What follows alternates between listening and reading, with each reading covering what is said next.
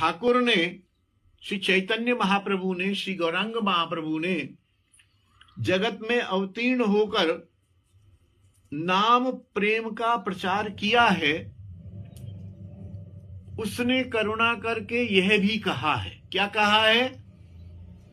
तृणादपि सुनीचेन तरोरपि सहिष्णुना अमानिना मानदेन कीर्तनीय सदा हरि। अर्थात भजन करने के लिए 3 योग्यता बताई भाई साहब। भजन तब शुरू करना, एक तरह से ये कह दिया खूब हरे कृष्णा करते रहो, लेकिन उससे पहले 3 काम करके भजन शुरू करोगे तो भजन फलित होने लगेगा। बोले क्या? बोले को अपने को तृण से भी छोटा मानने लगो आज से। ये जो घास होती है, तृण होती है, जिसको हर व्यक्ति रौंदता हुआ चला जाता है, किसी मतलब की नहीं होती है, केवल कोई पशु खाते हैं उसको, उससे भी अपने को छोटा मानना शुरू कर दो। अब इससे क्या होगा? हम यदि अपने आप को तृण से छोटा मानने लग जाएंगे तो मान अपमान से तो छुट्टी।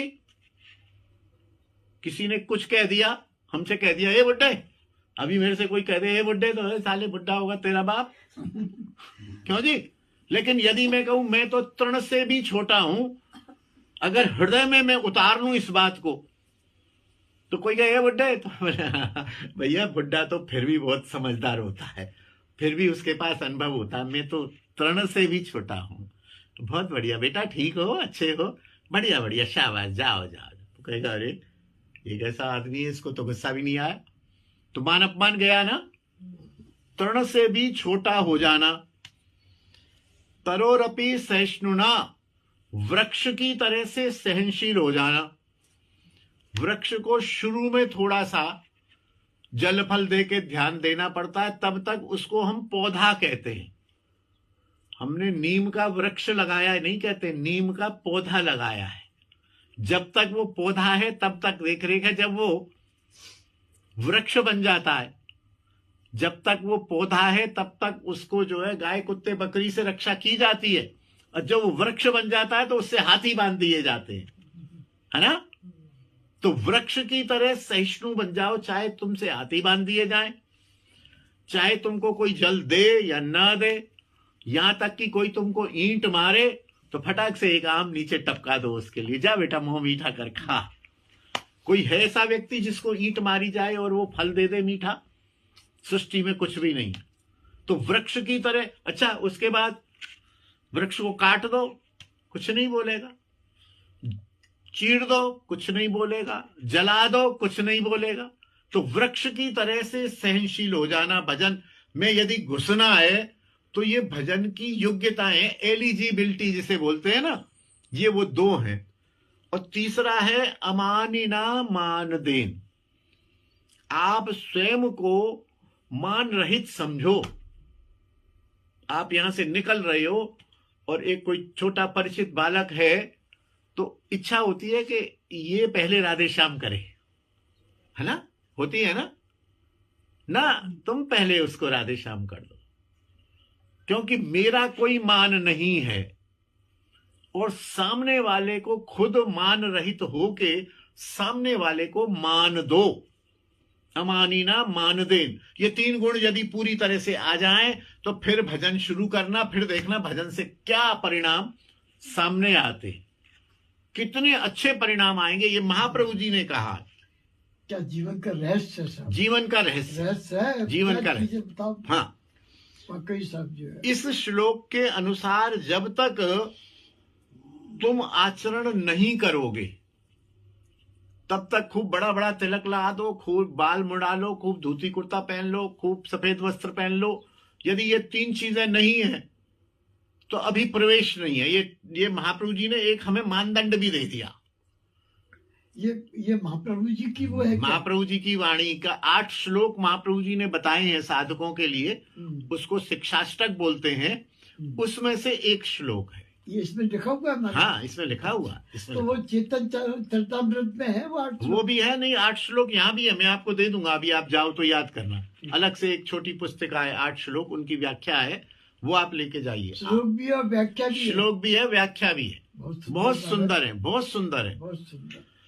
जीवन का क्या सच्चाई है उसमें। अपने वैष्णवों को तो वो 8 श्लोक सबको याद होंगे। मैं अभी भाई साहब से कहूंगा 8 सुना मैया को देंगे, तो याद मैया है। सुना देंगे, हमारी लाली सुना हमने देगी, तो ये पहली मोहिनी बार सुना सुना है देगी, वो 8 श्लोक ये के सुना देगी, ये सुना देंगे, सब सुना देंगे। चेतो दर्पण मार्जनम भव महादावाग्नि निर्वापणम श्रेय कैरव चंद्रिका वितरणम विद्यावधु जीवनम आनंदाम बुद्धिवर्धनम प्रतिपदम पूर्णामृता स्वादनम सर्वात्म सनपनम परम विजयते श्री कृष्ण संगीत। ऐसे 8 श्लोक है।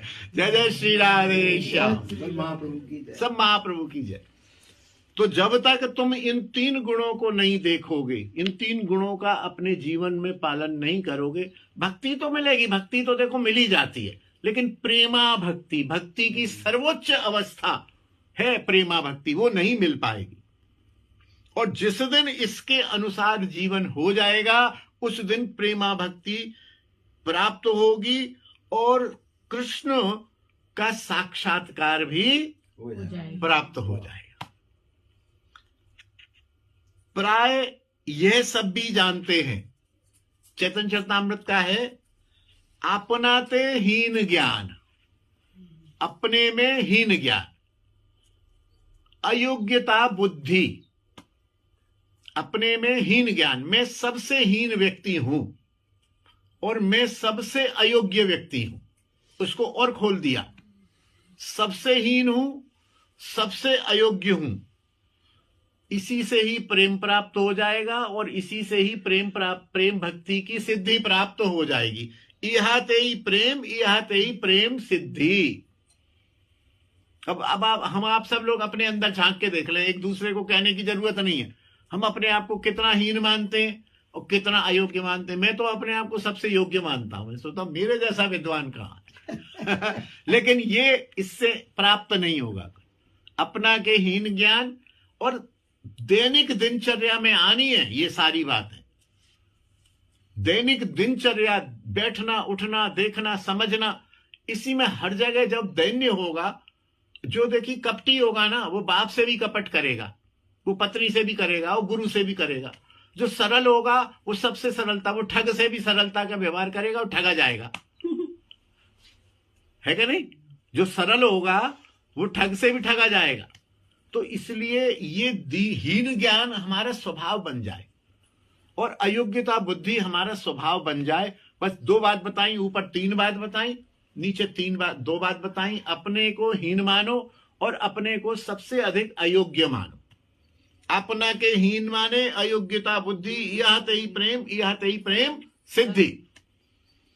बाबा सदा कहते थे किसी की निंदा ना करो। अरे निंदा करेगा तो वही जो अपने को श्रेष्ठ मानेगा आपको बेकार मानेगा। सही बात। निंदा कैसे करेगा? जब मैं मानूं मैं सबसे नीच हूं, भाई साहब तो बहुत बढ़िया आदमी है, तो निंदा कहां से होगी? सही बात। नहीं होगी।